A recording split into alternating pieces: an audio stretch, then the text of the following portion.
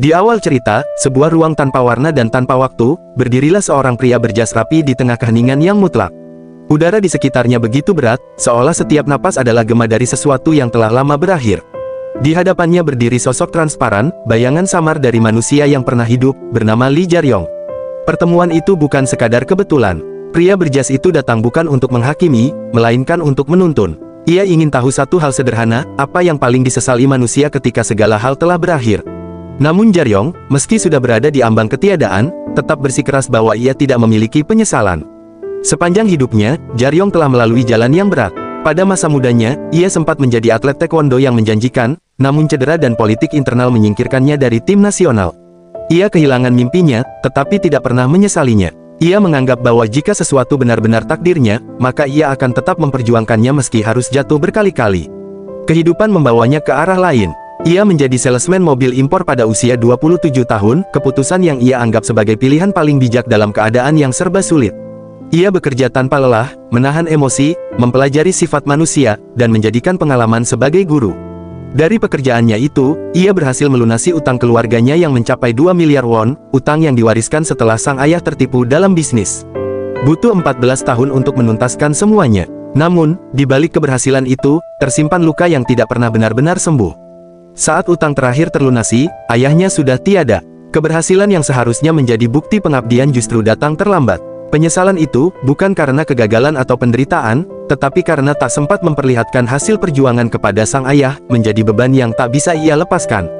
Ia hidup dalam bayang-bayang kalimat yang dulu diucapkan ayahnya, bahwa seorang pria adalah pagar bagi keluarganya. Ketika tubuhnya mulai diserang penyakit, Jaryong merasa dirinya tak lagi menjadi pagar itu. Ia khawatir akan menjadi beban bagi ibunya dan adik perempuannya, dan dalam keputusasaan itu, ia memilih mengakhiri hidupnya sendiri. Kini, di ruang tanpa waktu itu, seluruh penyesalan dan kejujuran yang ia sembunyikan akhirnya terkuak.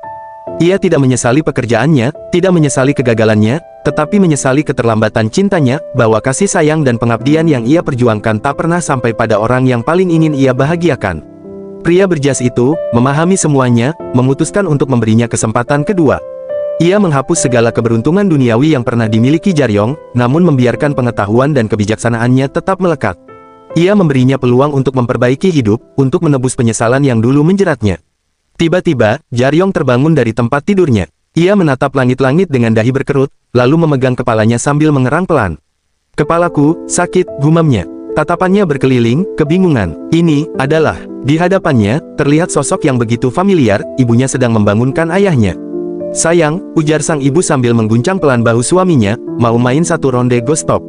Jaryong menatap mereka tanpa berkedip, matanya melebar. Dalam hatinya ia bergumam, apakah ini rumah semi basemen di Daegu, tempat kami dulu tinggal? Ia menatap lebih dekat, memastikan apa yang dilihatnya bukan mimpi. Ibunya tertawa kecil sambil menggoda ayahnya. "Kau pura-pura malas karena takut kehilangan uang padaku, kan?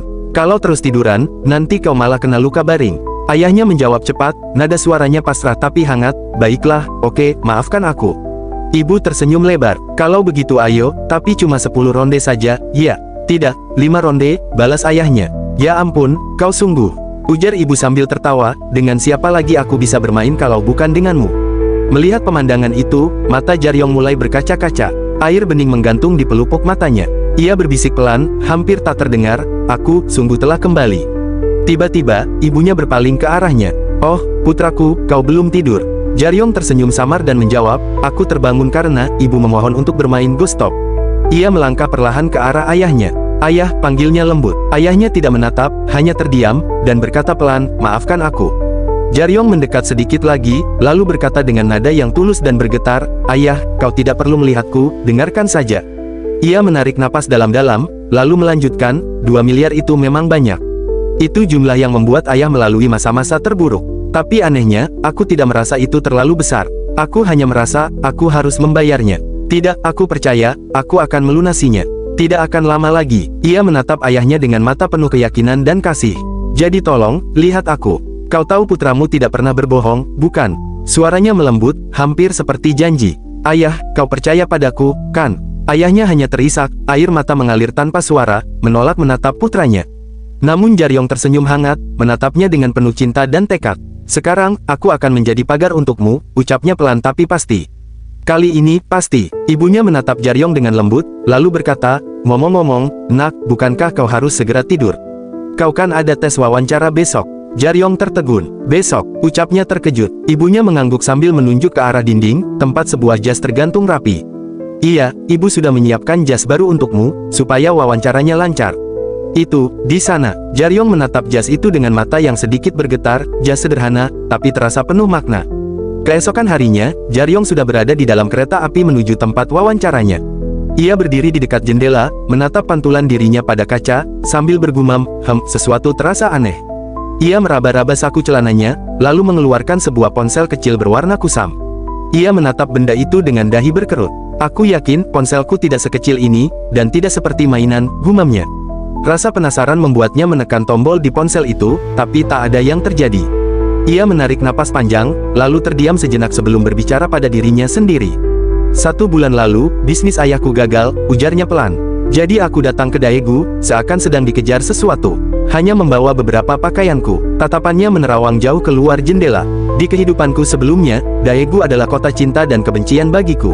Ini hanyalah kota asal ibuku, tempat yang terasa asing, tanpa koneksi dengan siapapun. Ia menunduk, menggenggam ponselnya erat. Ini adalah kondisi terburuk untuk memulai sebuah bisnis, dan itu menyakitkan. Aku telah kembali ke titik awal. Ia teringat kata-kata pria berjas itu.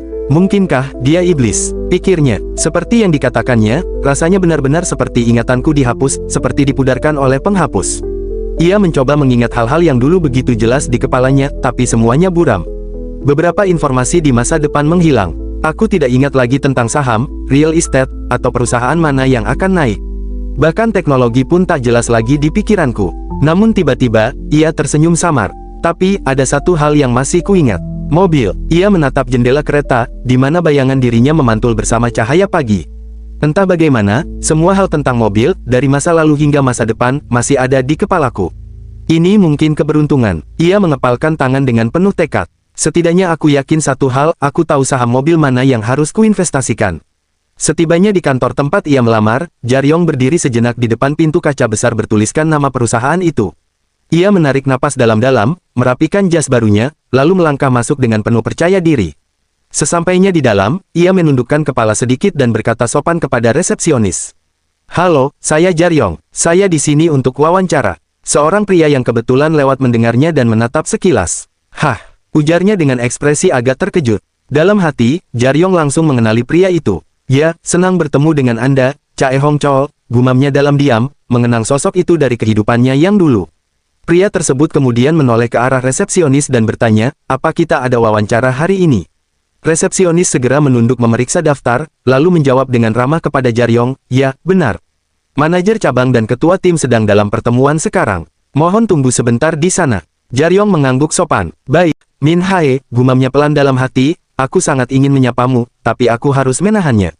Ia menunduk, menahan senyum kecil yang hampir muncul di bibirnya. Ini adalah pertemuan pertamaku dengan semuanya, kali ini, aku harus memulainya dengan benar. Kemudian, pandangan Jaryong beralih keluar jendela kaca besar ruang tunggu. Di sana, terpajang sebuah mobil mewah berwarna hitam metalik dengan desain elegan. Ia menatapnya lama, lalu bergumam pelan. Taylor, nama itu membuatnya teringat pada banyak hal. Ia melanjutkan dalam pikirannya, bahkan orang yang tidak tahu banyak tentang mobil pasti pernah mendengar model T setidaknya sekali. Taylor adalah nama merek yang diambil dari nama belakang pendirinya. Meskipun bukan perusahaan mobil pertama di dunia, Taylor punya sejarah panjang dalam mempercepat popularitas mobil dengan berbagai cara, terutama lewat kesuksesan besar model T. Wajahnya memantulkan cahaya dari kap mobil yang berkilau. Ia menyandarkan punggungnya di kursi, mengingat masa lalunya. Di kehidupanku sebelumnya, atau mungkin seminggu lalu, aku ingat samar-samar berkeliling ke setiap showroom mobil mewah di kota Daegu.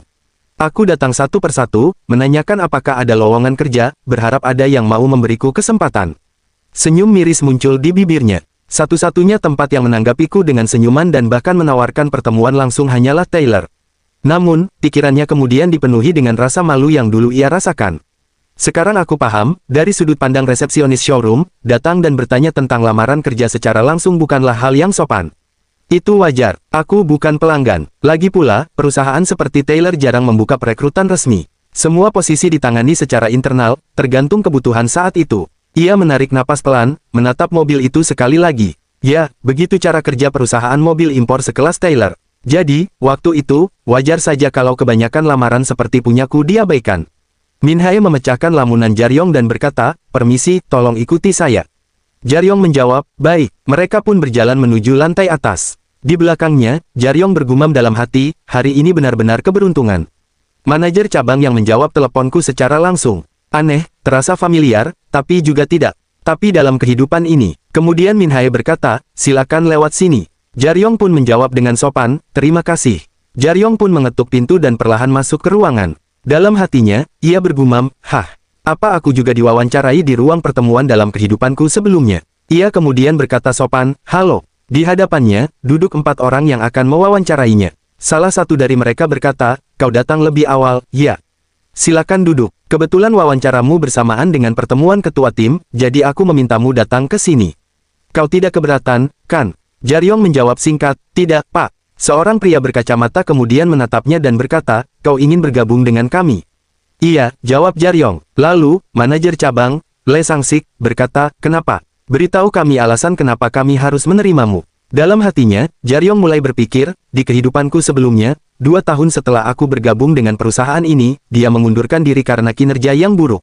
Dalam bidang seperti ini, di mana pencapaian adalah segalanya, menjadi manajer cabang sebenarnya tidak terlalu sulit, apalagi di kota kecil seperti Daegu.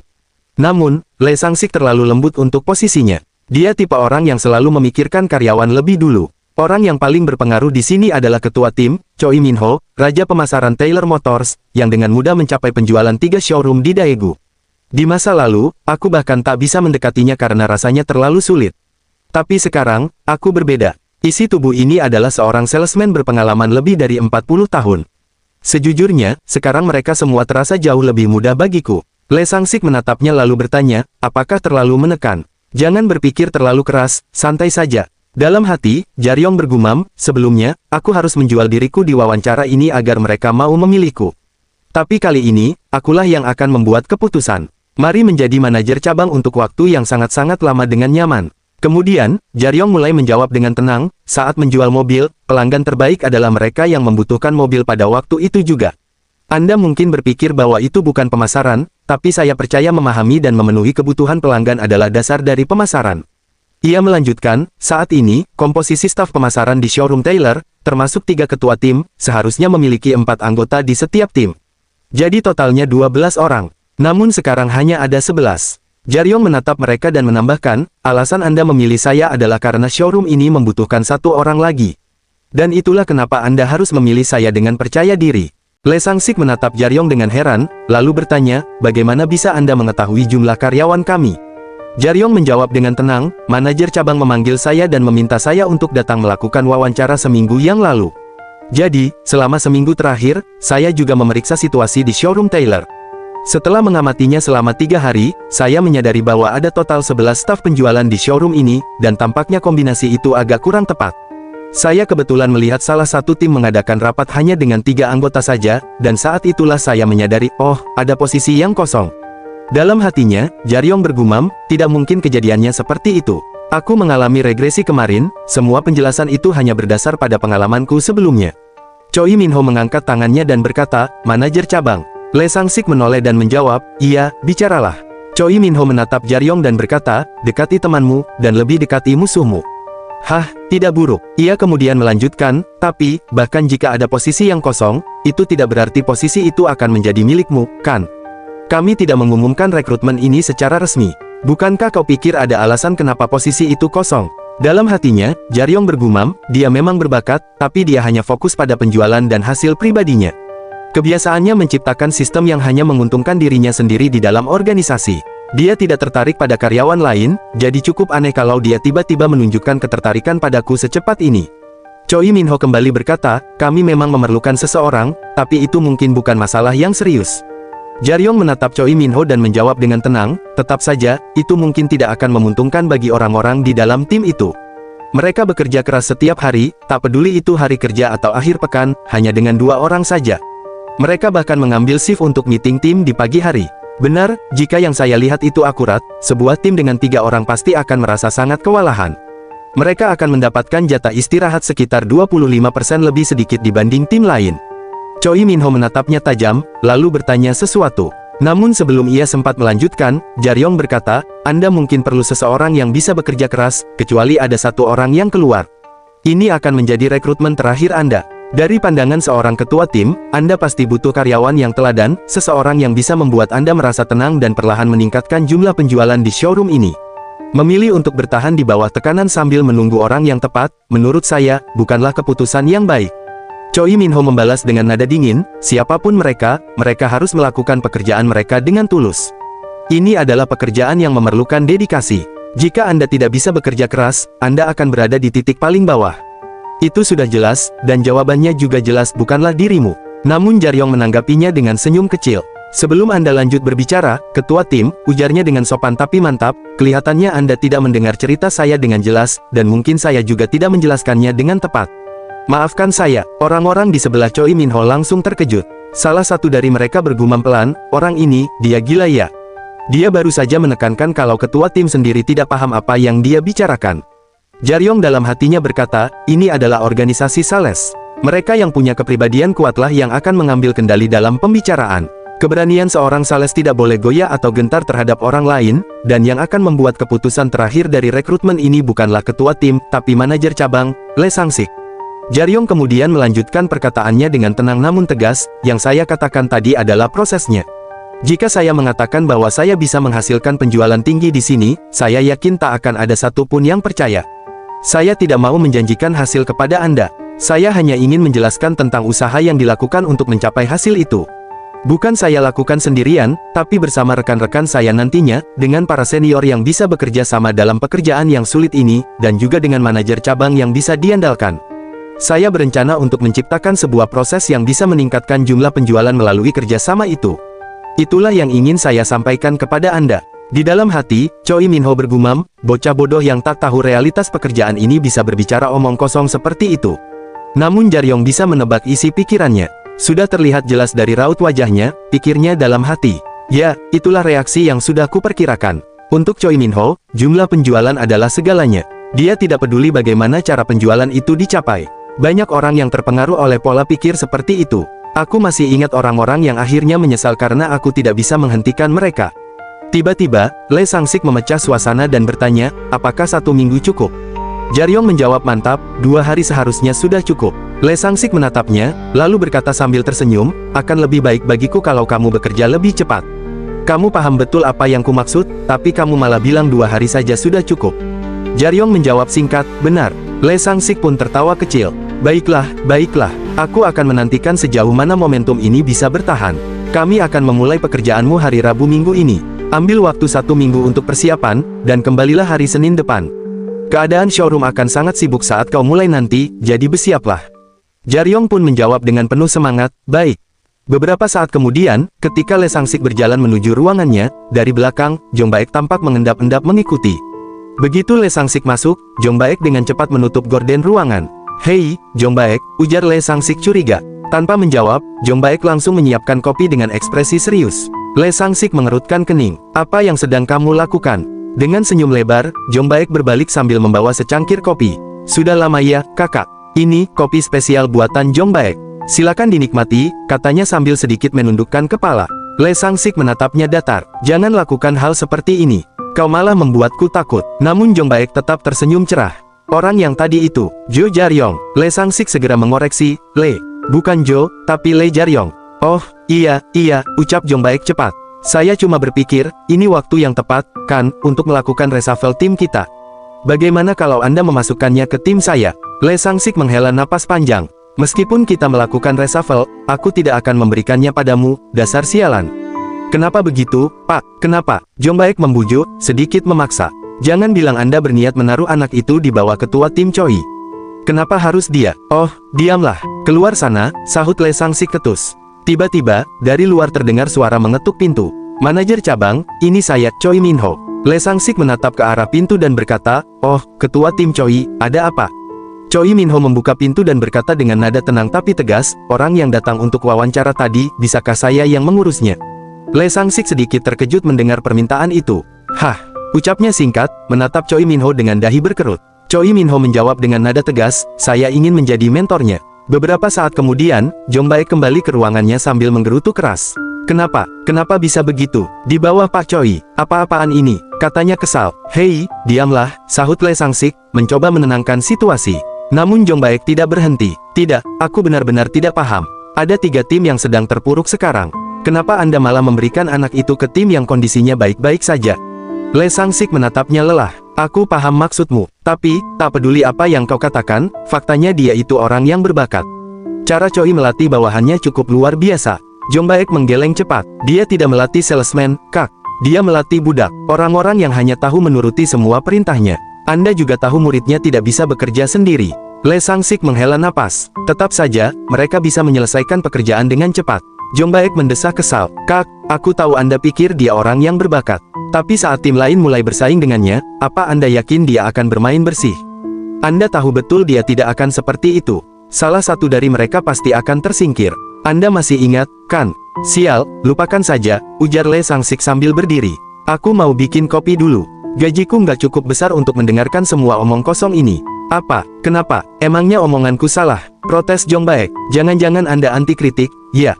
Kalau Anda bersikap baik pada Choi Minho, apa Anda pikir dia bakal menolongmu nanti saat kau kesusahan? Ada hal-hal yang tidak bisa Anda lihat dari posisi Anda sebagai manajer cabang. Hei, hentikan. Sekarang keluar dari sini. Cepat, kata Lee Sang-sik tegas. Jong Baek berdiri pelan, menatapnya serius. Semua ini lebih rumit dari yang Anda kira, Kak. Dia itu terlalu serakah. Tolong pikirkan lagi. Ia kemudian berbalik, dan menambahkan dengan nada berat. Mungkin ini kesempatan terakhir Anda. 1 minggu kemudian, Jaryong sedang duduk di meja belajarnya sambil membaca buku tebal berisi data kendaraan. Ia tampak serius menatap tabel performa dan grafik mesin yang memenuhi halaman. Tiba-tiba, suara adiknya terdengar dari belakang. Kak, ini kemejamu, ucapnya sambil membawa kemeja yang sudah disetrika rapi. Jaryong menoleh dan berkata, ah, terima kasih. Lain kali biar aku yang menyiapkannya sendiri. Kamu pasti juga sibuk, kan? Adiknya berdiri di depan pintu kamar sambil menata rambutnya. Aku mau siapin kemejaku sendiri juga. Oh iya, itu apa, Kak? Tanyanya sambil menunjuk tumpukan kertas di meja. Itu katalog dan juga set spesifikasi kendaraan, jawab Jaryong. Spesifikasi, tanya adiknya penasaran. Ya, tabel yang menunjukkan performa dan karakteristik kendaraan, disusun dengan detail, jelas Jaryong. Adiknya memandangi data itu dengan ekspresi kagum. Kakak harus menghafal semua ini. Tanyanya lagi, aku menghafalnya cukup cepat setelah membacanya selama seminggu, jawab Jaryong dengan tenang. Bukankah itu terlalu berlebihan untuk pekerja baru? Ujar adiknya. Dalam hati, Jaryong bergumam, biasanya mereka hanya mengajari hal dasar saja dan begitu terus dari hari ke hari. Ia terdiam sejenak, lalu mengingat sesuatu, saat Jong Baek memberikan buku itu, dia orang yang baik di kehidupanku sebelumnya, Jaryong kemudian berkata, kamu sudah bekerja terlalu keras, coba deh lakukan sesuatu selain pekerjaanmu juga, katanya lembut. Adiknya tersenyum sambil menatap Jaryong dan berkata, ini cuma kerja sambilan kok, Kak. Jaryong menatapnya sebentar, lalu berkata dengan nada lembut, tapi tolong jangan terlalu memaksakan diri, ya. Dalam hatinya, Jaryong bergumam, kali ini, aku tidak akan membiarkanmu bekerja terlalu keras. Ia menatap adiknya dengan perasaan hangat, seolah menegaskan janji itu pada dirinya sendiri. Beberapa saat kemudian, Jaryong sudah tiba di tempat kerjanya yang baru. Ruangan showroom tampak bersih dan berkilau, dengan barisan mobil mewah yang berjejer rapi di bawah cahaya lampu putih terang. Lee Sang-sik berjalan di depan sambil memegang berkas, kemudian menghentikan langkahnya di tengah ruangan.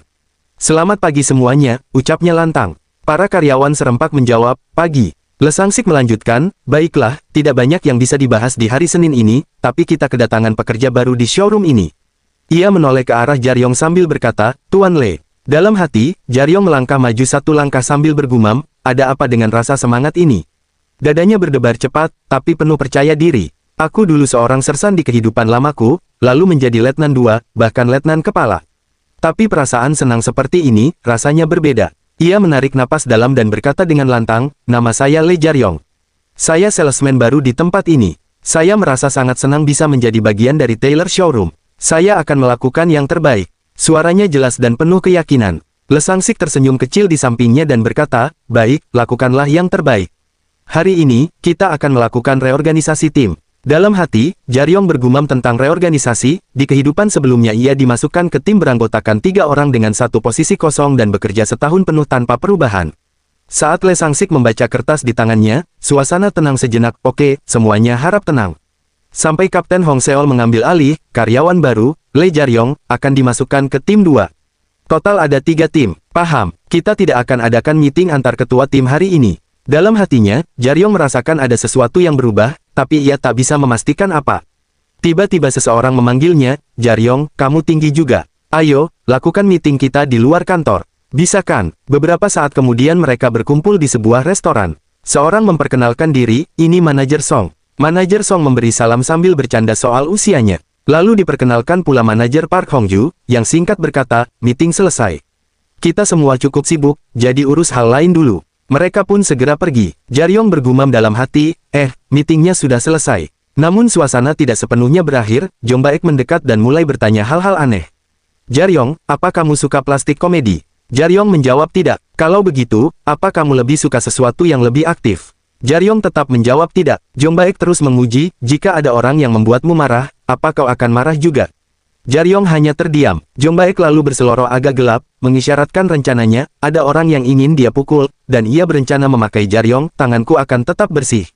Jong Baek memegang lengan Jaryong dan memuji posturnya, tubuhmu bagus juga. Kamu rajin olahraga ya? Jaryong mengiyakan, iya, saya sering latihan taekwondo. Dalam hati, Jaryong berpikir, kenapa ini terasa seperti kencan bisnis yang canggung. Ia ingat betul kemampuan Jong Baek, ia pandai membuat orang merasa malu. Ketika Jong Baek bertanya mengapa Jaryong ingin banyak penjualan, Jaryong menjawab lugas, karena saya ingin menghasilkan banyak uang, lalu menambahkan bahwa ia juga menyukai mobil dan dunia otomotif.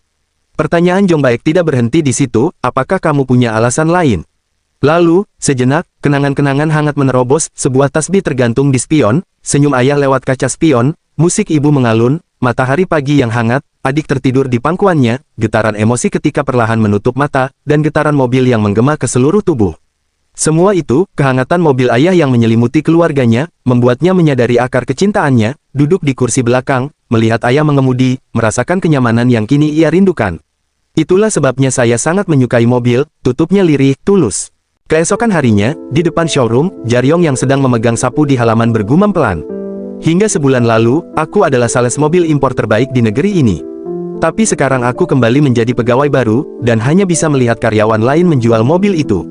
Ia lalu tersenyum kecil dan menatap langit. Ini harusnya tidak pernah terjadi, tubuh yang kembali segar dan muda, gumamnya dengan nada campuran heran dan lega. Sementara itu, di dalam showroom, Jang Baek menepuk tangan memanggil perhatian semua orang. Ayo mulai, RP ini adalah singkatan dari role playing. Role playing sebagai pelanggan dan dealer di depan semua orang, seolah-olah kalian sedang melakukan penjualan sungguhan. Kita lakukan ini setiap pagi, jelasnya tegas. Ia melirik daftar di tangannya lalu berkata, kemarin Tuan Xin sudah melakukannya, jadi hari ini giliran Hong Chol. Hong Chol yang berdiri di sampingnya tampak sedikit kaget. Beneran nih? Oke, ujarnya gugup. Tidak apa-apa, santai saja. Mobil ini harusnya gampang untuk dijual. Dalam hati, Hong Chol bergumam, aku baru bekerja di sini selama setengah tahun. Menjual 4 mobil dalam 3 bulan sambil kerja shift malam, itu tidak buruk, kan? Ia menarik napas dalam-dalam, berusaha menenangkan diri. Setelah yakin, ia pun berjalan mendekati pelanggan dan menyapa dengan sopan, selamat datang. Bagaimana kabar Anda hari ini? Saya Hong Chol, manajer dari Tyler Showroom.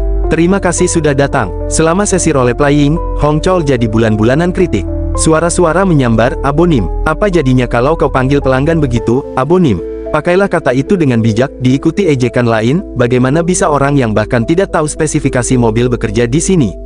Hong Chol hanya menunduk dan berbisik, maafkan saya, sementara tawa dan bisik-bisik terus berputar di sekeliling. Dari tempatnya melihat, Jaryong bergumam pelan, sebenarnya RP ini semacam eksekusi publik, sesi roasting antar karyawan. Menahan tekanan seperti itu juga bagian dari latihan. Ini sarana bagus untuk belajar kalau masih kurang mahir, disiplin itu perlu. Ia mengamati setiap reaksi, mencatat kelemahan dan kesalahan sebagai pelajaran. Tiba-tiba Choi Minho mengangkat suara, Hong Chol sudah selesai. Kalau ada yang mau mencoba, silakan.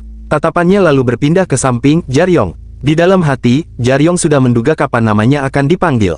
Namun sebelum ia sempat bangkit, Jang Baek memotong, protes keras, tunggu, Tuan Choi, ini tidak benar. Kenapa minta karyawan termuda yang baru kerja kurang dari sebulan untuk lakukan RP? Aturannya bukan begitu, seharusnya 3 bulan dulu. Choi Minho dingin menanggapi bahwa pengalaman didapat dari praktek, mereka harus belajar dari pengalaman. Apa salahnya mencoba? Jang Baek ngotot, tapi suasana sudah mengarah ke keputusan Choi. Tanpa ragu, Jaryong maju dan berkata tenang, saya akan melakukannya. Apa yang harus saya jual? Suara itu membuat beberapa orang terkejut, Choi menatap, kau akan melakukan ini, hah? Dalam hatinya Jaryong berpikir, maaf, Jang Baek ketua tim Choi memberi kejutan yang cukup bagus. Ia menambahkan, Tuan Choi, saya belum punya kartu bisnis sendiri. Bolehkah saya meminjamnya? Sekaligus ia menyelidik diri sendiri, apakah semua orang di sini pernah melakukan RP atau menjual lebih banyak dariku? Aku yakin jawabannya tidak. Jang Baek menatap Jaryong dan berkata pelan, hei, kita akan bicarakan ini nanti, memberi isyarat agar dia tetap tenang. Namun Choi Minho langsung memotong, coba jual mobil Taosan. Pelanggannya adalah Duan Hongchol. Anggap saja ini simulasi konsultasi pelanggan. Dengan tatapan tajam, Hongchol mengangguk dan berkata, baik Pak. Choi Minho menatap Jaryong dengan datar, jangan gugup. Aku hanya ingin melihat seberapa keras kau belajar selama sebulan ini. Dalam hati, Jaryong bergumam, ngomong-ngomong, Tuan Choi, jangan meremehkanku hanya karena aku masih karyawan baru. Biarkan mereka melihat sendiri kemampuanku. Mulai, ucap Choi Minho. Jaryong pun memulai dengan sedikit menundukkan kepala pada pelanggan. Selamat pagi, saya Lee Jaryong dari Taylor Showroom, katanya dengan nada sopan. Dalam hati, ia bergumam, aku membungkuk sambil menyerahkan kartu bisnis, dengan posisi yang membuat lawan bicara bisa langsung membaca namanya tanpa harus memutarnya. Hal-hal kecil seperti ini yang memberi kesan profesional. Hongchol tersenyum kaku. Benar, saya belum pernah datang ke showroom ini sebelumnya. Jaryong menjawab dengan tenang, kalau begitu, bolehkah saya menuntun Anda untuk melihat-lihat? Silakan, jawab Hongchol singkat. Apakah Anda punya mobil tertentu yang ingin Anda lihat hari ini? Tanya Jaryong lagi. Hongchol berpikir sejenak. Entahlah, mungkin sebuah sedan besar. Jaryong tersenyum. Kalau begitu, saya punya model yang mungkin cocok untuk Anda. Mereka pun berjalan ke arah mobil yang ditunjuk Jaryong. Begitu melihatnya, Hongchol langsung berkata dengan nada meremehkan, mobil ini jelek juga, iya. Dalam hati, Jaryong bergumam, aslinya, RP digunakan untuk melatih salesman menghadapi berbagai tipe pelanggan, termasuk yang sulit seperti ini. Tapi pelanggan baru biasanya tidak langsung diberi tantangan seperti ini. Dengan tetap tenang, Jaryong berkata, Tuan, bagaimana kalau Anda melihat mobil ini dari dekat? Hongchol melirik sekilas, lalu matanya berpindah ke arah mobil lain yang tampak lebih mewah. Ah, mobil itu bagus, kan? Kata Jaryong, lalu melanjutkan dengan tenang, tapi jika Anda melihat mobil ini dari sudut ini, Anda bisa melihat garis bodinya yang bersih dan dimensi proporsionalnya. Saat cahaya mengenai permukaannya, warnanya tampak jauh lebih elegan. Hongchol dalam hati bergumam, apa-apaan ekspresi wajahnya itu? Akting, ya. Namun Jaryong tetap melangkah ke pintu mobil dan berkata, bagaimana kalau Anda melihat bagian interiornya? Interior, tanya Hongchol heran. Jang Baek menatap dari jauh, ekspresinya sedikit terkagum. Dalam hati ia bergumam, pertanyaan santai untuk membentuk alur percakapan yang natural. Biasanya seorang salesman akan bilang, silakan ke sini, lihat di sebelah, dan itu sering jadi kesalahan. Nada yang imperatif atau direktif itu membuat pelanggan terasa tertekan. Di depan mobil, Hongchol mengernyit sambil menunjuk, bukankah mobil ini agak terlalu besar? Tingginya terasa berlebihan, jadi kesannya aneh. Dalam hati ia mengutuk rencananya, sialan, kalau begini rencanaku berubah. Oke, lewati bagian bagasinya yang lebar itu. Lalu ia masuk ke kabin dan mencoba duduk. Terasa lebih luas saat aku duduk. Sedan seharusnya nyaman dan kompak, tapi mobil setinggi ini malah seperti mengendarai jeep. Jaryong menunduk sedikit, lalu berjongkok di samping pintu sambil tersenyum. Tuan, kalau boleh, saya ingin menunjukkan beberapa hal pada bagian interiornya, ujarnya tenang. Ia merapikan sedikit posisi sun visor dan menunjukkan detail kecil lain. Hongchol menyinggung setengah mengejek, kenapa cuma setengah dibuka? Terlihat aneh. Jaryong tetap tenang dan menjelaskan, tinggi sun visor ini menandakan ruang interior yang biasa digunakan untuk kenyamanan pengemudi.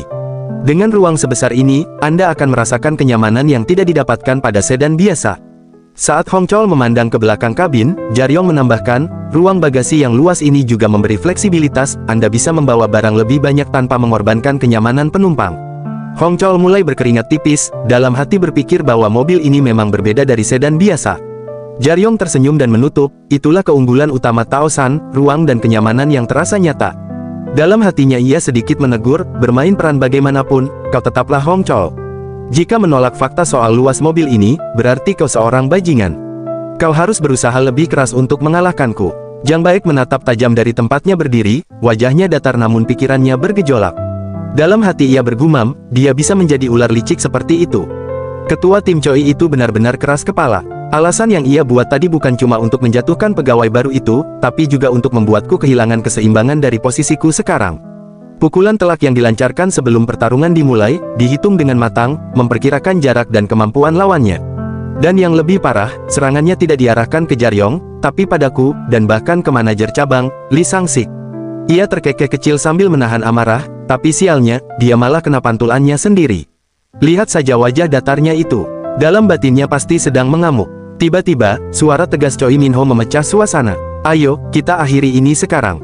Dalam hati, Jaryong bergumam, spesifikasinya bahkan belum dijelaskan, loh. Yah, wajar saja, setelah melihat seberapa jauh dia terseret ke dalam permainan ini, sialan. Choi Minho menatap semua orang. Aku rasa belum perlu memberikan saran untuk pegawai baru ini. Repnya sudah memakan waktu lebih lama dari yang direncanakan. Namun sebelum suasana benar-benar tenang, Jang Baek menyela, newbie, jelaskan ukuran penuh dari The Thousand. Dalam hati, Jaryong menghela napas panjang, kelihatannya dia masih menyimpan dendam. Tapi kalau dia menyerang sembarangan, justru dia sendiri yang akan kena balik. Choi Minho menoleh dengan tajam. Apa yang kau lakukan, Jang Baek? Namun Jang Baek tetap melanjutkan tanpa menoleh, newbie, kau dengar, kan? Ukuran penuh dari The Thousand. Kau tidak tahu, ya, katanya dengan nada menantang sambil menunjukkan catatannya di tangan. Sesi repnya masih belum selesai. Jaryong menatapnya dengan tenang lalu menjawab singkat, panjangnya 5100 mm. Dalam hatinya Jang Baek bergumam, sales itu tentang karakter. Dalam organisasi seperti ini, orang dengan karakter kuat akan selalu mendapat tempat istimewa. Tapi sistem ini, mirip seperti militer. Jika kau salesman yang tak bisa menjual satu mobil pun, kau setidaknya harus tahu cara jatuh dengan terhormat.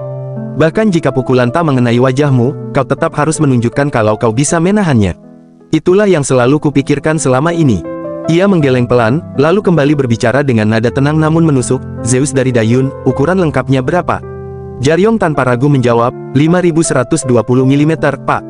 Jang Baek mengangguk kecil. Zeus ternyata cukup panjang, ujarnya, lalu menatap sekeliling. Tapi bagi kita, apa yang bisa kita promosikan sebagai kelebihannya? Wheelbase kita lebih panjang, jawab Jaryong cepat. Sepanjang apa? Tanya Jang Baek sambil mencondongkan tubuh ke depan. 25 mm, Pak. Kalau begitu, Jang Baek melanjutkan dengan nada menguji, kenapa wheelbase yang lebih panjang itu dianggap lebih baik? Jaryong menjawab mantap, karena mobil dengan wheelbase lebih panjang memiliki turning radius yang lebih lebar untuk belokan lurus, memberikan stabilitas lebih saat menyetir, serta sensasi berkendara yang lebih halus. Jang Baek menatapnya sejenak, lalu tersenyum tipis. Jawaban yang bagus, tapi jangan cepat puas. Arogan sedikit saja dalam dunia sales, dan kau bisa kehilangan segalanya. Jadi, mari kita terus belajar tentang jenis-jenis mobil lain, oke? Baik, Pak, jawab Jaryong dengan sopan. Jang Baek menepuk tangannya pelan dan berkata, baiklah, kita akhiri sesi RP hari ini. Kerja bagus semuanya. Sekarang, ayo kembali bekerja. Beberapa saat kemudian, di sebuah ruangan rapat yang kini mulai lengang, Jang Baek bersandar di kursinya sambil melirik ke arah Jaryong. Dengan nada setengah bercanda, ia berkata, wahai pegawai termuda kami, katakanlah dengan jujur, jangan-jangan ini kehidupan keduamu. Jaryong terkejut sejenak. Maaf, Pak, tanyanya dengan raut bingung. Jang Baek tertawa kecil. Kenapa kau kaget seperti itu? Tadi kau terlihat sangat mahir, loh. Aku hanya bercanda. Dalam hati, Jaryong bergumam, orang ini, dia sering mengatakan hal-hal aneh, tapi instingnya tajam juga. Jang Baek kembali berkata sambil menatapnya tajam namun ramah, apa di kehidupanmu yang dulu kau juga seorang salesman? Akan kutingkatkan kinerjamu ke depannya. Tidak, Pak, jawab Jaryong cepat. Newbie, tanya Jang Baek. Iya, Pak, sahut Jaryong sopan. Kerja bagus, tapi lain kali jangan begitu lagi, ya. Kau paham, maafkan saya, Pak, jawab Jaryong dengan menunduk. Apa kau tahu kesalahanmu tadi? Tanya Jang Baek lagi. Benar, Pak, jawab Jaryong singkat. Jang Baek tersenyum puas dan menepuk bahunya sekali lagi. Baguslah kalau kau tahu, tetap semangat belajar, iya. Sekarang kau bisa pergi dulu, kami akan menghadiri rapat lain. Jaryong menunduk sopan, lalu meninggalkan ruangan. Begitu pintu tertutup, suasana menjadi tenang sesaat sebelum seseorang di samping Jang Baek berbicara. Pak, ujar Song dengan nada datar, haruskah saya memberinya pelajaran? Jang Baek menoleh. Kenapa? Song berkata ragu, dia bilang dia tahu kesalahannya, tapi, apa Anda yakin dia benar-benar tahu? Jang Baek menyipitkan mata. Song, kau pikir aku bilang begitu karena aku tahu kesalahannya di mana? Song terdiam sejenak, lalu menjawab pelan, iya. Dalam hati, Jang Baek bergumam, jadi dia juga tidak tahu ternyata. Kemudian ia berkata santai, Song, tidak seperti dirimu, dia bukan beruang. Dia itu rubah yang unik dan tak biasa. Seekor Guminho, rubah berekor 9. Song mengerutkan dahi. Tapi Anda benci rubah, kan? Ketua tim Choi selalu bilang begitu saat mabuk. Jang Baek memukul pantat Song dengan buku laporan. Dasar beruang, bagaimana bisa orang sepertimu menjual mobil? Kau ini tak punya naluri, tak punya perasaan. Bahkan pukulan ini pun tak terasa, kan? Song melonjak sambil mengeluh, sakit, Pak. Sakit. Keesokan harinya, suasana kantor tampak tenang. Di meja kerjanya, Jaryong duduk sambil membaca buku kecil yang sudah mulai lusuh di tepinya. Sesekali ia memutar bolpoin di tangannya, matanya masih fokus menelusuri halaman. Di sela kesunyian itu, ia bergumam pelan. Yang baik memang masuk ke perusahaan ini lebih dulu, tapi kalau soal posisi, pengalaman, umur, dan juga jumlah penjualan, Choi Minho tetap berada di atasnya. Ia menghela napas panjang. Namun, alasan kenapa Choi Minho tidak bisa mengabaikan yang baik adalah karena dia ada di pihak manajer cabang, dan karena kontribusinya dalam penjualan juga besar. Tapi di atas semua itu, dua orang itu sama-sama tidak mau kalah, dan sama-sama enggan menunjukkan rasa hormat kepada orang lain. Ia menutup bukunya perlahan, menatap langit-langit kantor. Dulu, aku tidak pernah melihat mereka berdua berbicara baik-baik. Jadi apa yang terjadi kemarin itu benar-benar kejutan bagiku. Ia menyandarkan tubuhnya di kursi, lalu menatap ke arah mobil-mobil yang terlihat di luar jendela showroom. Aku tidak mau terlibat dalam politik kantor lagi di kehidupanku yang sekarang. Kemarin aku mungkin terlihat seperti mendukung yang baik, tapi itu hanya karena aku butuh uang. Aku ingin melunasi semua hutangku secepat mungkin. Senyum kecil muncul di wajahnya. Yah, bisa menyentuh mobil lagi saja sudah jadi bonus bagiku. Mengendarai mereka, memandangi pantulan cahaya di bodinya, rasanya menyenangkan. Baiklah, ayo jalani pekerjaan ini dengan santai saja. Ia menatap timnya yang sibuk di meja masing-masing. Ngomong-ngomong, pikirnya, sebentar lagi aku akan menerima gaji pertamaku. Ia menghitung cepat dalam benaknya. Untuk pegawai sales, bayaran maksimalnya sekitar 1 juta won. Tapi karena aku masih magang, aku bahkan belum menjual satu mobil pun. Aku belum melakukan satu konsultasi pun. Jadi bayaran pertamaku sudah jelas, kecil. Tapi tetap saja, ini gaji pertamaku. Ia tersenyum lebar, seolah sedang berbicara dengan dirinya sendiri. Apa aku bisa mentraktir diriku sendiri dengan daging nanti? Ya. Namun ketenangan pagi itu tiba-tiba buyar. Sebuah suara keras menggema di seluruh ruangan. Apa yang kalian lakukan? Ha! Semua kepala menoleh. Beberapa karyawan langsung menegakkan punggung mereka dengan wajah tegang. Ah, jangan-jangan, bisik salah satu dari mereka pelan. Benar saja, sosok manajer cabang Lee Sang-sik berdiri di depan ruangan dengan ekspresi murka. Suaranya menggema seperti petir, kembali lagi dengan emosi dasar. Teriaknya, kalian para idiot, apa kalian tidak punya pelanggan untuk dibawa ke sini? Jaryong hanya menunduk sedikit, menatap meja kerjanya, dan bergumam dalam hati. Sudah lama aku tidak melihat manajer cabang marah seperti ini. Biasanya, 25 hari dalam sebulan dia orang yang sabar, tenang, dan perhatian. Tapi 5 hari sisanya, dia berubah menjadi iblis. Lee Sang-sik menggebrak meja hingga berkas-berkas beterbangan. Hei, dasar bajingan, kumohon, bawalah pelanggan ke sini.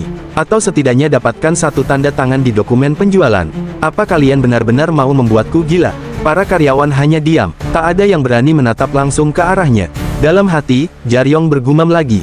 5 hari neraka, selalu datang di akhir bulan, saat target penjualan belum terpenuhi. Dan sekarang, waktunya sudah tiba. Kalau begini terus, teriak Lee Sang-sik lagi, kita semua akan mati. Jadi ayo mati bersama sekalian. Jaryong menarik napas panjang, ia sudah bisa menebak kalimat berikutnya. Oke, setelah ini dia pasti bilang, apa yang kalian tunggu? Keluar semua dari sini. Suasana menjadi kacau, para karyawan bergegas berdiri dan keluar dari ruangan. Salah satu dari mereka menepuk bahu Jaryong sambil berkata, hei, kau juga keluar. Baik, Pak, jawabnya tenang.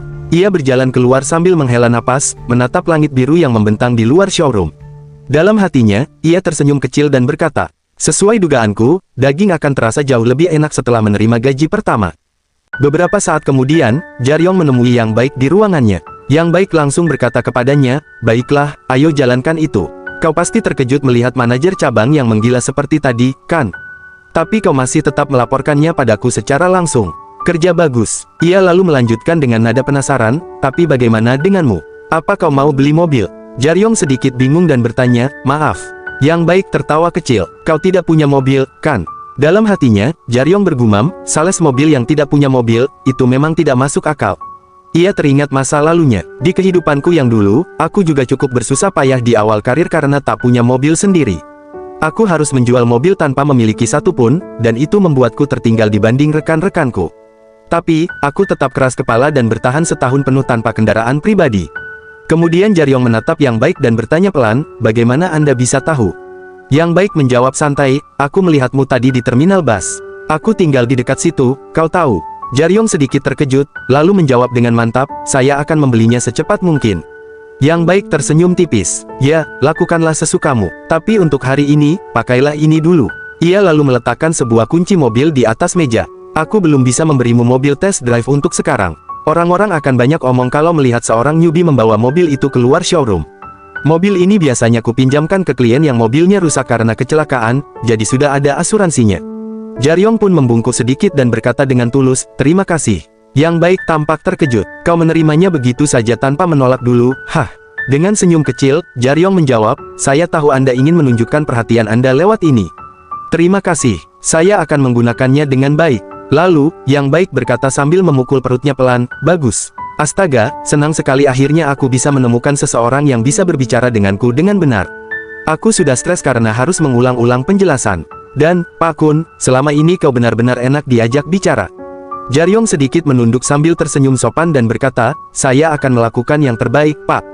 Yang Baik mengangguk puas. "Baiklah, pergilah sekarang. Mobilnya ada di parkiran belakang." Begitu Jaryong keluar dari ruangan itu, ia bergumam dalam hati, "Lesangsik, Choi Minho, Yang Baik. Di kehidupanku yang dulu, manajer cabang Lesangsik turun dari jabatannya setelah 2 tahun karena performa penjualan yang buruk. Setelah itu, Choi Minho menjadi penanggung jawab posisi sales sekaligus manajer cabang. Sementara Yang Baik bertahan di perusahaan selama 5 tahun tanpa pernah keluar. Ia bertanggung jawab penuh terhadap 2 orang sales yang dia bawa, San Yundo dan Park Hong Jin, dan tidak membiarkan si ular licik Choi Minho naik jabatan dengan mudah. Terutama setelah melihat reputasinya di Daegu dalam bidang ini. Saat masuk ke mobil pemberian Yang Baik, Jaryong kembali bergumam, "Mobil ini cukup bersih juga. Aku kira kepribadiannya yang sembrono akan membuat mobil ini kotor." Ia menyalakan mesin dan mulai melaju ke jalan raya, menatap ke depan dengan tatapan penuh tekad. "Penjualan pertama di kehidupanku yang baru ini harus kepada orang itu, hanya untuk orang itu." Beberapa saat kemudian, Jaryong tiba di depan sebuah rumah. Ia menekan bel dan berkata pelan, "Dia tidak di sini, biasanya orang ini ada di rumah saat siang." Saat ia hendak berbalik pergi, tiba-tiba pintu terbuka dan seseorang muncul. "Siapa itu?" tanya pria itu dengan nada waspada. Dengan senyum ramah, Jaryong menjawab, "Ini pertama kalinya saya bertemu dengan Anda, Pak. Saya Lee Jaryong dari showroom mobil Taylor." Pria itu memandang curiga dan bertanya lagi, "Lalu, kenapa kau ke sini?" Jaryong menunduk hormat dan menjawab sopan, "Saya datang untuk bertemu dengan Anda, Pak. Saya dengar Anda berencana membeli mobil, dan Tuan Choi memperkenalkan Anda kepada saya." Pria itu terdiam sejenak, lalu berkata singkat, "Masuklah." Jaryong pun segera menunduk hormat dan menjawab, "Baik, Pak. Terima kasih." Sambil melangkah masuk dengan hati-hati, penuh rasa antusias akan peluang penjualan pertamanya. Saat berada di dalam rumah itu, pria tua tersebut menatap Jaryong dengan dahi berkerut dan berkata, "Tunggu, Tuan Choi yang kau maksud itu siapa?" Dengan senyum sopan, Jaryong menjawab, "Benar, Pak. Tuan Choi yang memiliki perusahaan desain interior di kawasan perempatan Makon." "Oh, benar, Choi Jinsu," gumam pria tua itu pelan. "Tapi aku tidak ingat pernah bilang apapun padanya soal mobil atau hal semacam itu." Jaryong tersenyum tenang dan berkata, "Saya sempat minum bersama beliau beberapa hari lalu, dan dia bilang," namun dalam hati, ia bergumam, "Sejujurnya aku bahkan tidak tahu siapa itu Tuan Choi. Tapi sebelum reinkarnasi, Pak Tua ini pernah melakukan konsultasi denganku." Ingatan itu tiba-tiba muncul, dan aku mengambil catatan dari ingatan konsultasiku di masa lalu. Itulah alasan kenapa aku datang ke sini hari ini. Pria tua itu menatapnya tajam. "Begitu ya, kau bilang tadi dari mana?" "Sailor, Pak," jawab Jaryong sopan. Dalam hati, ia menambahkan, "Selain itu, kenangan tentang kegagalanku yang pertama masih cukup menyakitkan. Karena itu, aku mencatat semuanya dengan sangat jelas kali ini." Pria tua itu menyipitkan mata dan bertanya lagi, "Mobil seperti apa yang kau maksud?" "Mobil produksi Amerika, Pak," jawab Jaryong dengan nada tenang. Pria tua itu terkekeh kecil sambil mengejek, "Amerika, ya. Mobil-mobil Amerika memang bagus. Tapi kenapa kau datang jauh-jauh ke sini? Kalau aku benar-benar ingin membeli mobil, bukankah seharusnya aku sendiri yang datang langsung ke showroom?" Jaryong tetap tenang dan menjawab sopan, "Jika Anda berkenan, bisakah saya meminta segelas air?" Pria tua itu terkejut. "Apa? Saya benar-benar haus, Pak. Jadi, bolehkah saya meminta segelas air?" ujar Jaryong dengan senyum sopan namun tulus. Dengan wajah kesal, pria tua itu berdiri, berjalan ke dapur, lalu kembali membawa segelas air. Ia menyerahkannya pada Jaryong dan berkata ketus, "Minumlah, lalu pergilah setelah itu. Aku akan datang ke showroommu kalau nanti memang berencana membeli mobil." Jaryong menerima gelas itu dengan 2 tangan, menunduk hormat, dan berkata dengan tenang, "Terima kasih banyak, Pak." Namun dalam hatinya, ia bergumam pelan, "Baiklah, tahap pertama sudah dimulai." Setelah meminum segelas air yang diberikan oleh pria tua itu, Jaryong menatap sekeliling ruangan dengan tenang. Pandangannya berhenti pada sebuah foto besar yang tergantung di dinding belakang pria tua tersebut. Dalam foto itu, sang pria tampak mengenakan pakaian golf, berdiri dengan senyum bangga di lapangan hijau. Dengan nada ramah, Jaryong menunjuk ke arah foto itu dan berkata, "Ah, Anda pasti cukup mahir bermain golf, Pak." Pria tua itu menoleh ke belakang, menatap fotonya sendiri, lalu menatap kembali Jaryong dengan raut sedikit heran. "Apa?" ujarnya. Jaryong melanjutkan dengan nada kagum, "Postur tubuh Anda itu luar biasa, Pak. Dari cara Anda memegang stick, terlihat seperti pemain profesional. Saya rasa Anda bisa mencetak skor di bawah 100, bukan?" Pria tua itu tersenyum kecil dan berkata, "Yah, aku baru mulai mencoba bermain golf belakangan ini." "Apa kau juga bermain golf?" "Saya cukup menikmatinya, Pak," jawab Jaryong sopan, "tapi kemampuan saya masih harus banyak diperbaiki." Pria tua itu tertawa ringan. "Kau terlihat terlalu muda untuk bermain golf. Tapi menarik juga, anak muda sepertimu tertarik pada olahraga ini. Saat saya sudah lebih tua nanti dan punya kesempatan bermain lebih sering," kata Jaryong dengan senyum tulus, "tolong ajari saya, Pak." Pria tua itu mulai tersenyum lebih lebar. Ia berdiri sambil menatap Jaryong dengan tatapan hangat. "Udaranya cukup dingin di luar," ujarnya. "Hangatkan dirimu di sini. Minumlah beberapa gelas lagi sebelum kau pergi." Jaryong menunduk hormat. "Terima kasih banyak, Pak." Pria tua itu berjalan pergi sambil tersenyum, meninggalkan suasana yang terasa lebih akrab. Namun dalam ingatan kehidupan sebelumnya, Jaryong mengingat dengan jelas momen berbeda, wajah pria tua yang sama, namun penuh amarah. "Pergi sana, jangan pernah kembali ke sini lagi. Aku tidak punya alasan untuk menemuimu. Aku menolak menandatangani kontrak ini, bukan karena aku membencimu, tapi, datanglah lagi kalau kau sudah dewasa nanti. Saat kau menjadi Raja Sales." Kini, dalam hati Jaryong bergumam pelan, "Saya sudah kembali, Pak. Kembali sebagai Sang Sales King. Dan saya selalu ingin bertemu dengan Anda lagi, setelah sekian lama." Jaryong duduk menatap cangkir teh hangat, pikirannya melayang ke masa lalu saat menerima kabar kematian Jo Pak Mok pada tanggal 23 November tahun 2011. Dalam kebingungan, ia hanya sempat mengirim pesan singkat tentang rumah duka kepada seluruh kontak di ponsel sang ayah. Kenangan itu menyesakkan. Jo Pak Mok bukan sekadar ayah, tetapi juga sosok yang mengajarkan arti menjadi seorang sales sejati, bahwa kepedulian lebih penting daripada sekadar penjualan. Di pemakaman, Jaryong bertemu putra mendiang, yang mengingat bagaimana ayahnya sering memujinya sebagai sales yang berbeda. Saat itu, Jaryong menyadari ia datang terlambat untuk menepati janji profesional dan pribadi yang pernah terucap. Kini, di hadapan cangkir tehnya, ia menatap hening yang sama, mengenang klien yang menjadi teladan dan janji yang tak sempat ia penuhi. Pria tua itu memandangnya heran. "Kenapa kau tersenyum seperti itu?" Sambil meneguk sisa teh di cangkirnya, Jaryong menjawab lembut, "Saya hanya menikmati aroma harum dari teh ini, Pak. Apa Anda yang menyeduhnya sendiri?" Orang tua itu menatap Jaryong dengan pandangan penuh rasa ingin tahu. "Kau tahu soal itu?" katanya dengan nada heran. "Kau tampak terlalu muda untuk tahu hal seperti itu." Menakjubkan sekali. Jaryong tersenyum kecil. Begitukah, Pak? Umur saya sudah hampir 30 tahun, loh. Jadi saya tidak semuda yang Anda kira." Jaryong mengenang masa lalunya saat pertama kali bertemu pria tua itu. Awalnya ia mengira orang itu kasar, tapi ternyata hangat dan bersahabat. Sebagai penjual mobil pemula, Jaryong dulu sering datang dengan semangat berlebihan, berulang kali menawarkan produknya tanpa memahami situasi. Meski begitu, pria tua itu tidak marah, malah memberi nasihat dan perhatian. Ia melihat ketulusan Jaryong, bukan sekadar jualannya. Dari pengalaman itu, Jaryong belajar bahwa kegagalannya bukan karena mobilnya, melainkan karena belum memahami makna ketulusan dan niat baik. Kembali ke masa kini, pria tua itu menatapnya sambil berkata, "Sudah berapa lama kau bekerja di sana? Oh, dan, kau masih belum punya kartu bisnis. Apa kau benar-benar menemui klien tanpa memberikannya kartu bisnismu?" Jaryong menjawab dengan tenang, "Ya, saya rasa itu tidak terlalu penting, Pak. Karena mulai sekarang, saya yakin Anda akan terus mengingat nama saya, Lee Jaryong, meski tanpa kartu nama. Saya akan bertanggung jawab penuh untuk menyuplai mobil Anda di masa depan nanti." Pria tua itu tertawa kecil, bagaimana kau bisa sepercaya diri itu?" Dalam hati, Jaryong bergumam, Taylor baru memberikan kartu bisnis kepada karyawan setelah 2 bulan bekerja dengan status resmi sebagai prinsipal. Jadi, aku belum mendapatkannya. Lalu ia menatap pria tua itu dan berkata dengan tenang, "Anda mungkin terlihat seperti orang yang keras, Pak. Tapi saya tahu, Anda bukan tipe orang yang menipu rekan bisnis, apalagi di tempat kerja Anda sendiri. Saya juga mendengar, Anda hanya mau bekerja sama dengan orang yang benar-benar tahu cara melakukan pekerjaannya dengan benar. Karena Anda adalah orang yang sulit dibuat terkesan, bahkan setelah bekerja dengan begitu banyak orang selama hidup Anda." Pria tua itu menatapnya agak tajam. "Apa Tuan Choi yang memberitahumu hal itu?" Jaryong menggeleng sambil tersenyum. "Tidak, Pak. Tuan Choi tidak banyak bicara soal Anda. Tapi siapapun yang bekerja di bidang konstruksi dan arsitektur pasti tahu nama besar Anda." "Nama Anda, Jo Palmo, benar." Pria tua itu terdiam sesaat, jelas terkejut. Lalu Jaryong menunduk sedikit dengan sopan dan melanjutkan, Jika orang seperti Anda ingin membeli sebuah mobil, maka saya ingin menjadi orang yang melayaninya. Saya akan datang langsung kapanpun Anda membutuhkan saya. Dan jika Anda ingin saya menjadi Raja Sales terlebih dulu sebelum itu, ia tersenyum penuh tekad. Maka saya akan melakukannya. Orang tua itu sedikit terkejut, lalu berkata pelan, apa? Kau ini terlalu banyak makan gula sepertinya. Ia kemudian mengambil sebatang rokok dari saku bajunya dan bersiap menyalakannya.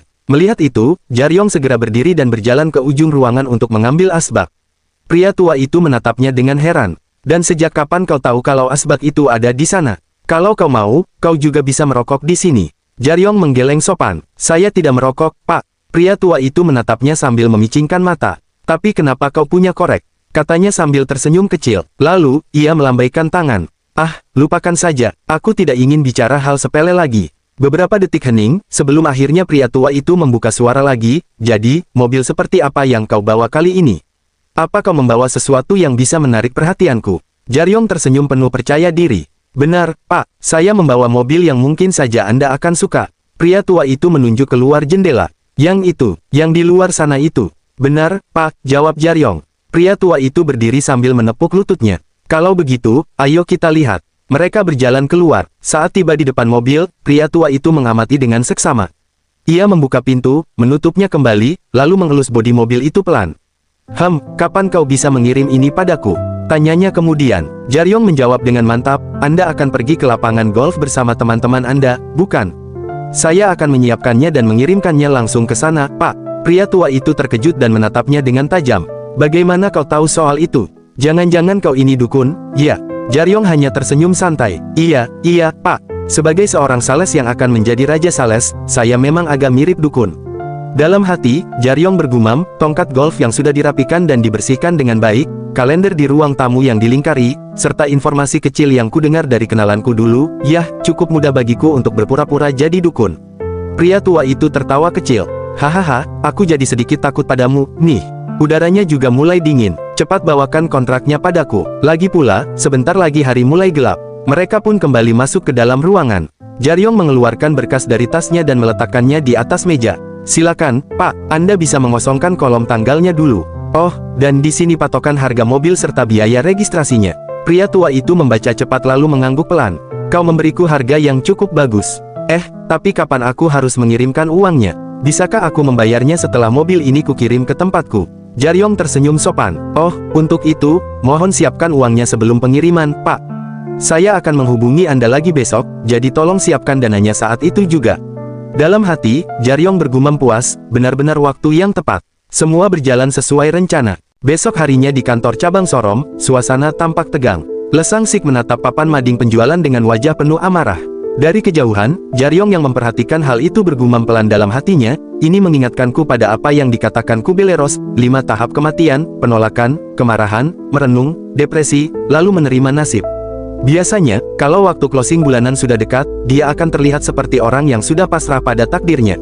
Tapi kali ini, kelihatannya dia masih ada di tahap kemarahan. Tiba-tiba, Hong Chul yang duduk di dekatnya berbisik, tapi bukankah kau pikir dia agak berlebihan hanya karena satu mobil saja? Belum sempat ia menyelesaikan kalimatnya, sebuah pukulan mendarat di kepalanya. Lesang Sik menatapnya tajam dan berkata lantang, kau, Hong Chul.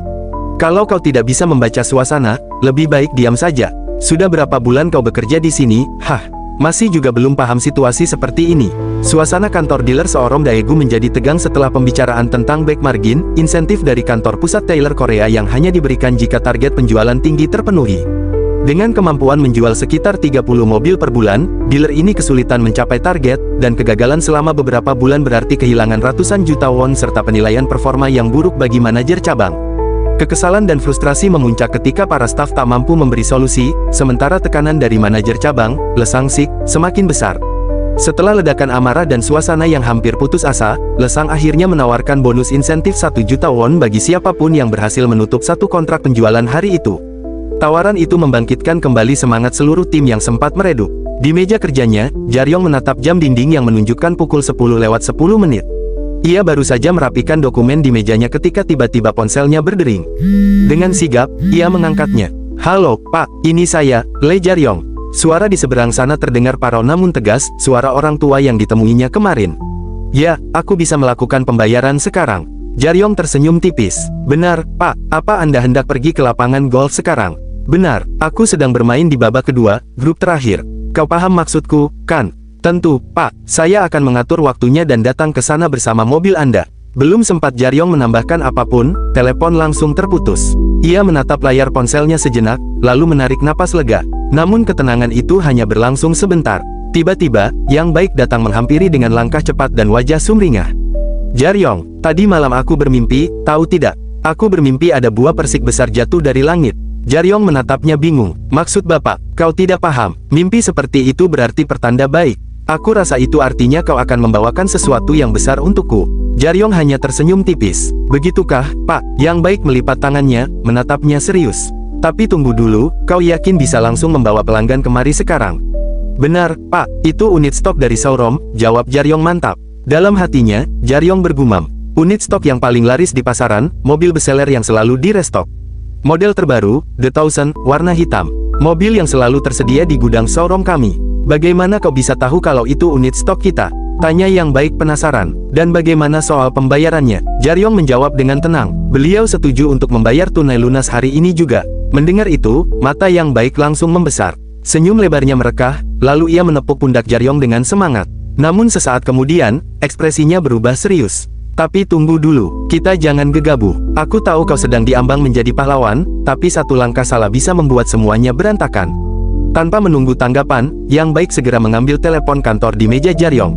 Halo, Min Hei, ini ketua tim, Yang Baik. Tolong pastikan soal pembayaran yang baru masuk hari ini. Ada nama atas nama Joe Palmo, benar? Suara di ujung telepon menjawab, benar, Pak. Pembayaran sudah masuk. Baik, terima kasih. Yang Baik menutup telepon dengan keras, dengan ekspresi kagum. Kau, bajingan luar biasa. Seketika seluruh kantor meledak dengan kehebohan. Para rekan kerja keluar dari kubikel mereka, berbisik dan saling menatap tak percaya. Dalam hatinya, Jaryong hanya tersenyum kecil dan bergumam. Di dunia sales, angka penjualan memang segalanya. Tapi saat seseorang sudah di ujung keputusasaan, bahkan satu penjualan saja bisa terasa seperti sebuah keajaiban. Beberapa saat kemudian, Jaryong dan Yang Baik menuju ke suatu tempat, lalu memarkir mobilnya. Kemudian, Yang Baik pun berkata, setelah keluar dari mobil, aku akan menunggumu di sini, jadi pergilah dan kirimkan mobilnya. Jaryong berkata, baik, terima kasih karena sudah membantu saya. Lalu, Yang Baik berkata, kau pegawai termuda kita, tapi entah kenapa aku tidak merasa begitu. Aku setidaknya harus membantumu juga. Jaryong berkata, tidak Pak, Anda terlalu memuji saya. Dalam hatinya, Jaryong bergumam, dia sudah banyak membantuku. Dokumen pengiriman dibuat oleh Nam Min Hae, Tuan Nyo yang membantu soal registrasi di kantor registrasi, dan pemilik dari perusahaan jasa pengiriman rekan bisnis kami. Ada banyak hal yang dibutuhkan untuk merilis dan mengirimkan satu unit mobil saja, ketika ketua tim Yang Baik membuat prosesnya menjadi lebih lancar. Yang Baik pun berkata, oh, itu dia. Dalam hati, Jaryong berkata, semua ini bisa terjadi karena bantuan dari Yang Baik sebagai pegawai termuda. Ini adalah sebuah gerakan besar. Sambil melihat sebuah mobil besar mengangkut mobil lainnya, dia merasa kagum dengan proses yang sedang berlangsung. Setelah mobilnya datang, sopir berkata, jika aku masuk ke dalam lapangan, mereka pasti akan komplain. Lalu, Jaryong menjawab, aku sudah memberitahu mereka terlebih dulu, jadi tidak perlu khawatir. Yang Baik pun berkata, aku sudah memberitahu pihak pengelola lapangannya juga. Jaryong mengangguk dan berkata, benar, saya tahu kalau mereka tidak akan senang jika ada yang mengganggu arah jalannya permainan golf milik mereka. Kemudian, Yang Baik bertanya, kalau begitu, kenapa kau malah mengirimkan mobilnya langsung ke lapangan setelah mengetahui hal ini? Jaryong menjawab, ya, jadi ini adalah sebuah pertunjukan untuk Pak Tua itu. Pertunjukan? Tanya Yang Baik dengan heran. Tiba-tiba, di hadapan mereka muncul segerombolan orang tua. Lalu, Jaryong berkata, itu dia. Mereka pun menunduk sedikit memberi salam, dan Jaryong segera berkata kepada sopir, silakan turunkan mobilnya sekarang. Mobil itu pun langsung diturunkan di tempat. Seorang orang tua berkata, apa itu Presiden Joe membeli mobil? Yang lain menimpali, pantas saja pukulannya tadi menakjubkan. Jadi ini alasannya. Wah, mereka benar-benar mengirim mobil dengan cara seperti ini. Seseorang lagi berkata, aku juga baru saja membeli mobil baru, tapi mereka langsung mengirimkannya ke rumahku. Yang lain menambahkan, mobil ini bagus juga, merek apa ini? Seorang lagi berkata, ini dari Tyler, kan? Bukankah ini mobil dari Amerika? Benar, sudah saatnya aku ganti mobil, sahut yang lain sambil tertawa. Pak Tua yang memesan mobil itu berkata santai, aku tidak tahu soal detailnya, tapi selama mobilnya bisa jalan lancar, berarti mobilnya bagus. Dalam hati, Jaryong bergumam, sampai saat ini sales tidak pernah mempromosikan pengiriman mobil. Bukan karena biayanya mahal, tapi karena mereka tidak paham sistemnya. Biasanya, mobil para pelanggan adalah sedan keren, sedangkan para orang tua ini mengendarai SUV. Ini adalah keberuntunganku. Pak tua ini merasa tertinggal dari teman-temannya, meskipun punya banyak uang. Dan karena itulah dia membeli mobil baru ini. Itu juga alasanku mengirim mobilnya ke lapangan golf ini. Kemudian, salah seorang orang tua berkata kepada Jaryong, "Wow, jika aku juga membeli mobil darimu, kamu akan mengirimnya dengan cara seperti ini." Yang lain berkata, "Hei, Presiden Park, kau kan baru saja membeli mobil baru." Lalu, dia menghampiri Jaryong dan berkata, "Aku klienmu selanjutnya. Jika aku membeli mobil melalui dirimu, bisakah proses pengirimannya seperti ini juga?" Dalam hati, Jaryong bergumam, mereka lebih tertarik pada cara pengirimannya daripada mobilnya sendiri. Tapi kalau aku bilang iya pada semuanya, hasilnya tidak akan bagus. Pelayanan spesial harus tetap istimewa. Tidak boleh disebarluaskan. Jaryong berkata, "Tuan Jo baru saja menerima mobilnya. Takkan sopan jika saya memberikan pelayanan yang sama pada teman-temannya. Saya akan memberikan pelayanan seperti ini jika mendapat izin dari Tuan Yo." Lalu, Jaryong menatap Tuan Jo dan berkata, "Jika saya memberikan pelayanan pengiriman yang sama pada semuanya, saya akan merasa tidak enak pada Tuan Jo." Pak tua itu tertawa keras. "Dasar bocah ini, jangan khawatir. Seorang sales seharusnya hanya berpikir soal menjual mobil. Berikan semua teman-temanku di sini mobil yang sama." "Tapi, Tuan," kata Jaryong ragu. Orang tua itu langsung menjawab, "Astaga, jangan khawatir dan lakukan saja. Kalian semua simpan nomornya, Jaryong. Aku akan memintanya untuk memberikan pelayanan yang sama pada kalian." Teman-temannya pun tertawa ramai. Jaryong berkata, "Jika itu permintaan Anda, saya akan melakukannya." Orang tua itu berkata lagi, "Kalian dengar, kan? Astaga, kau pasti bisa tidur nyenyak malam ini, Jo Palmo." Mereka semua tertawa. Kemudian, Jo Palmo memberikan sebuah amplop pada Jaryong sambil berkata, "Kerja bagus untuk hari ini." Jaryong menolak halus. "Tidak, Tuan, Anda tidak perlu memberikan ini pada saya." Orang tua itu berkata, "Hais, terima saja. Ini tip untukmu. Kau sudah menunjukkan pelayanan luar biasa hari ini. Lagi pula, aku baru saja memenangkan taruhan, jadi kubagi sedikit denganmu." Jaryong akhirnya menerima amplop itu sambil menunduk sedikit. "Kalau begitu, saya akan menerimanya dengan senang hati. Terima kasih, Pak." Dalam hati, Jaryong bergumam, menjaga klien agar tetap bersama kami itu penting. Tapi yang paling utama adalah memberikan pelayanan terbaik. Sementara itu, yang baik yang menatap dari belakang terkejut dan berkata, "Wow, impresif 100%. Sebenarnya, dia itu mau apa, sih?" Pada malam harinya, di sebuah restoran, Lee Sang-sik berkata kepada Jaryong, "Jaryong, kerja bagus untuk hari ini." Jaryong menjawab dengan rendah hati, "Saya hanya beruntung, Pak." Lee Sang-sik mendekatinya sambil menuangkan minuman. "Ya, keberuntungan juga hal penting bagi para sales. Kau sudah berjuang keras." Yang baik menimpali dengan tawa kecil, "Orang beruntung kami, Jaryong. Ayo kita terus bekerja sama seterusnya." Tiba-tiba, di tengah makan malam itu, Jaryong berkata, "Pak, maafkan saya, tapi saya harus pulang dulu." Yang baik bertanya, "Kamu nggak mau ikut ke babak kedua nih?" "Sayang sekali sih," lanjutnya, "tapi pastikan kau keluar dengan perlahan, dan jangan sampai terlihat oleh orang lain, oke?" Jaryong menjawab pelan, "Baik, terima kasih, Pak." Setelah itu, Jaryong pergi ke resepsionis dan berkata, "Tolong berikan aku daging untuk dipanggang yang baru saja kami makan tadi. 6 porsi untuk dibawa pulang." Saat membuka amplop yang sebelumnya diterimanya dari Pak Tua, dia terdiam sejenak. Lalu berkata lagi, "Maaf, ubah jadi 10 porsi." Ia pun pulang dengan membawa bungkusan daging itu. Saat menaiki tangga menuju rumahnya, Jaryong bergumam dalam hati, "Diriku yang dulu sebelum regresi aku adalah orang yang kurang perhatian. Karena hal itu, hubunganku dengan ayahku pun tidak begitu baik. Tak peduli bagaimana aku berbicara dengannya, semuanya selalu berujung pada dirinya yang meminta maaf padaku sambil menangis. Aku merasa seperti membuat beban ayahku semakin berat. Aku kira kalau aku berpura-pura baik-baik saja, semuanya akan berjalan lancar. Aku kira dengan begitu ayahku bisa menikmati hidupnya lagi, menjadi ayah yang dulu ku kenal, orang yang bisa ku hormati. Tapi aku terlalu meremehkan hal itu. Dan ternyata, itu bukanlah masalah utamanya." Sesampainya di rumah, adiknya menyambut, "Opa, kamu sudah pulang." Ibunya pun keluar dari dapur dan bertanya, "Kamu sudah makan, Nak?" Jaryong tersenyum dan memberikan bungkusan daging kepada adiknya. Adiknya berkata dengan senang, "Oh, Opa, kamu bawa daging." Ibunya menghampiri sambil heran, "Kamu dapat uang dari mana, Nak?" Jaryong menjawab, "Aku baru saja dapat gaji dari kerja." Lalu ia menghampiri ayahnya dan berkata, "Ayah, aku di sini. Ayo makan bersama." Mereka pun duduk dan makan bersama di meja sederhana itu. Dalam hati, Jaryong bergumam, Keluarga, itu tentang duduk dan makan bersama di sore hari. Bergantung pada satu sama lain, menyemangati satu sama lain. Kami berbagi karena akan terasa menyedihkan jika sendirian. Dan saat lelah, kami bisa menyandarkan diri pada sesama. Tak peduli seberapa keras dunia ini ingin menjatuhkan kami akan tetap berdiri tegak sambil berpegang pada sesama. Bahkan jika kami memiliki utang 2 miliar won, kami masih bisa menikmati kebahagiaan seharga 200.000 won ini. Dengan begini, keluarga kami bisa merasa bahagia. Dan itulah, yang benar-benar aku inginkan.